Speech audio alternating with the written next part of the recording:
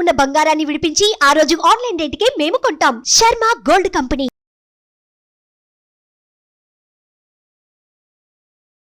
నమస్తే, welcome to Suman TV. నేను మీ యామ్ని. ప్రస్తుతం మనతో ఉన్నారు ప్రముఖ ఆధ్యాత్మికవేత్త గురుస్వామి డాక్టర్ బ్రహ్మశ్రీ రాజన్ నంబూద్రి గారు ఉన్నారు.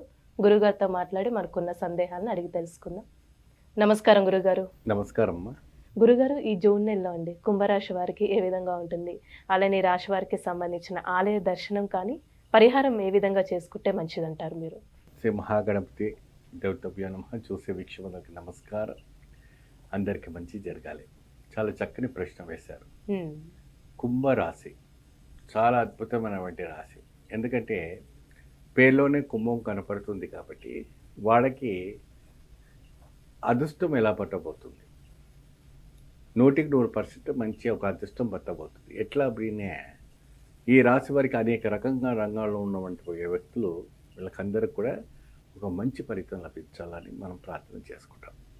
ఇది కేరళ నాడి శాస్త్రం ప్రకారంగా ఈ అద్భుతమైనటువంటి ఒక కుంభరాశిలో ఉన్నటువంటి యోగదాయకమైనటువంటి సిద్ధం ఏదైతే ఉందో ఆ ఒక సిద్ధిని పొందాలంటే ఒక మంచి ఫలితం లభించడానికి కోసం మనం ప్రయత్నం చేయాలి.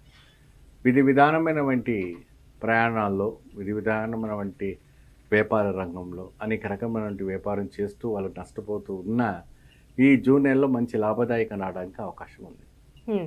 అంటే ఇప్పుడు వ్యాపారస్తులకి ఏ విధంగా ఉంటుందండి ఆర్థికంగా చూసుకున్నట్లయితే? ఆర్థికంగా ఇప్పుడు చూసుకుంటే మనకు లాభం 6, నష్టం 9 ఇక్కడ మనకు కనపడతా ఉంది. సో మీరు పెట్టుబడి ఉన్నవంటి ఏదైతే ఉందో ఆ లాభదాయకం అన్నది మీకు మంచి కలగాలంటే ఒక అద్భుతమైనటువంటి ఒక కైంగర్యాన్ని మీరు సిద్ధించుకుంటే మంచి ఫలితం లభిస్తుంది. కుంభరాశి వాళ్ళు ఎక్కువ శాతము వస్త్ర ధారణ చేసుకోవడం వల్ల మంచి ఫలితము. వీళ్ళకి వారణాసి, కాశీ విశ్వనాథుని దర్శనం చేసుకుంటే మంచి ఫలితం లభిస్తుంది. వీళ్ళకి క్షీణ దోషము, వ్యాపార దోషము, అనేక రకమైనటువంటి దోషాలు ఉన్నాయి కాబట్టి జ్యోతిలింగేశ్వర స్వామి ఉన్నటువంటి అవతార పురుషుడైనటువంటి విశ్వనాథుని దర్శనం చేసుకోవడం వల్ల మంచి ఫలితం లభిస్తుంది. అలానే వీళ్ళకి ఏమైనా ఆరోగ్య సమస్యలు అంటూ ఉన్నాయండి? వాస్తువుగా చూసుకుంటే కేరళ నాడీశాస్త్ర ప్రకారంగా దేహ దోషము, దేహ సహస్ర చక్ర దోషము, అఘార పీఠ దోషము అన్నట్టుగా మనకు కనపడుతుంది. అఘార పీఠ దోషం అదిని ఏంటంటే మీరు స్థల మార్పిడిగా వెళ్ళినప్పుడు కానీ, అంటే ఈ ఏరియా నుంచి ఇంకొక ఏరియా వెళ్ళేటప్పుడు అక్కడ ఉంటే ప్రమాదాలు జరగడానికి అవకాశం ఉంటుంది. ఇంకా విధానమైనటువంటి అనుకోకుండా వ్యక్తులతోని కొన్ని అబండాలు పడడం అనేది కొద్దిగా పడుతూ ఉంటుంది. కొన్ని ఆ విషయాలంతా కూడా కొద్దిగా మీరు జాగ్రత్త వహించాలి. ఇంకొక విషయాలు ఏంటంటే గబుకాని కొత్త వ్యక్తులు అన్నీ కూడా మీరు నమ్మకూడదు ఏమ్మా. సో ఈ కుంభరాశి వాళ్ళు ఏంటంటే ఎక్కువ సోషల్ మైండ్గా ఉంటారు, సోషల్ వర్క్గా, సోషల్గా మూవ్మెంట్ అవుతారు, సోషల్గా ఫ్రీగా ఇదవుతారు. కాబట్టి మీరు ప్రతి విషయాల్లో కూడాను వాళ్ళు అంతగా ఫ్రీగా మీరు మూవ్మెంట్ అవ్వకపోవటం ఉండడం మంచిది ఏమండి. సో అది కొద్దిగా జాగ్రత్త వహించాలి. మరి అదే విధానంగా మీరు రాజకీయ వ్యక్తులు మీరు ఇప్పుడు పెట్టినటువంటి పోటీల్లో మీరు గెలుస్తారా ఓడిపోతారా అనేది కూడా వాళ్ళకి రేపు 4వ తారీఖు నాడు ఇది ఉంది. కాబట్టి వాళ్ళకి ఈ కుంభరాశి వాళ్ళకి కూడా కొంచెం గెలుపు అనేది మనకు ఇక్కడ కనపడతా ఉంది. అది మీరు ఏ పార్టీలో ఉన్నారని మాకు అనవసరం. సో మీకు గెలుపు అనేది మీకు ఇక్కడ కనపడతా ఉంది. సో ఇంకో రకంగా విదేశీయులకు వెళ్ళడానికి కావాల్సినటువంటి అవసరాలు, వాళ్ళకి సౌకర్యాలు ఎటువంటిగా ముందుకు ఉండబోతుందంటే ఈ రకమైనటువంటి ఒక సిద్ధాంతంతో మీరు సిద్ధి పొందుకుంటే మంచి ఒక అవకాశం, బయటికి వెళ్ళడానికి కూడా అవకాశం ఉంటుంది. పాస్పోర్ట్స్, వీసాస్ అవి కూడాను H1 వీసా, B1 వీసా, ఇంకా అనేక రకమైనటువంటి వీసాలు కూడా మీకు మంచి శుభ ఫలితం రావడానికి అవకాశం ఉంటుంది. అంటే ఇప్పుడు వివాహ విషయానికి వస్తే అండి జూన్ నెలలో ఏ విధంగా ఉంటుంది వీళ్ళకి? కుంభరాశి వాళ్ళకి వివాహం పరంగా చూసుకుంటే అయితే మాత్రాన మీకు దగ్గరగా ఫలితం మంచిగా అవకాశం ఉంటుంది. మీకు ఇదివరకు దగ్గరకు వచ్చి బ్రేకప్ అయినటువంటి సంబంధాలు ఏదైనా అది ఖాయం కావడానికి అవకాశం ఉంటుంది. ఇన్ని రోజుల నుంచి కూడా మీకు సంతానం కలగని వారికి కూడా సంతాన యోగం ఇక్కడ గోచరిస్తుంది.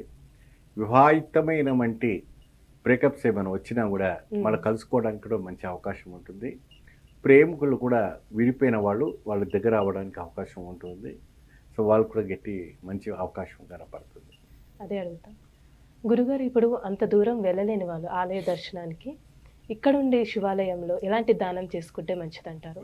ముఖ్యంగా వారణాసికి అవును. వెళ్ళలేని వాళ్ళు ఉంటారు. కాశీకి అంటే ఇప్పుడు ఎంతో ట్రైన్లో వెళ్ళాలి, ప్రయాస చేయాలి. కాశీకి జీవితంలో ఒకసారైనా వెళ్ళాలనేసి వెళ్ళాలంటారు.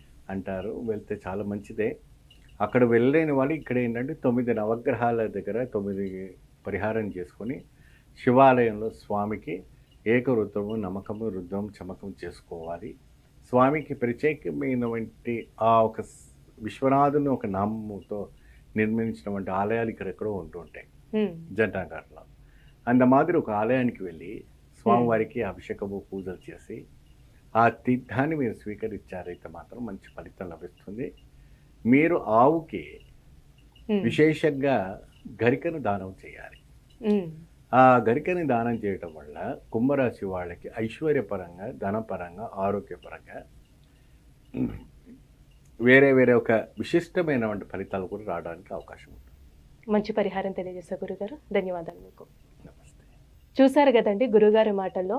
మీరు కూడా గురుగారిని సంప్రదించాలి అనుకుంటే మీకు స్క్రీన్ మీద నెంబర్ కనిపిస్తుంది కదా, ఆ నెంబర్కి కాల్ చేసినట్టయితే గురుగారి అపాయింట్మెంట్ అనేది మీరు తీసుకోవచ్చు. ఇలాంటి విశేషమైన అంశాలతో మళ్ళీ మీ ముందుంటాను. ధన్యవాదాలు. సుమన్ టీవీలో మీ పర్సనల్ అండ్ బిజినెస్ ప్రమోషన్స్ కోసం కింది నెంబర్కి కాంటాక్ట్ చేయండి.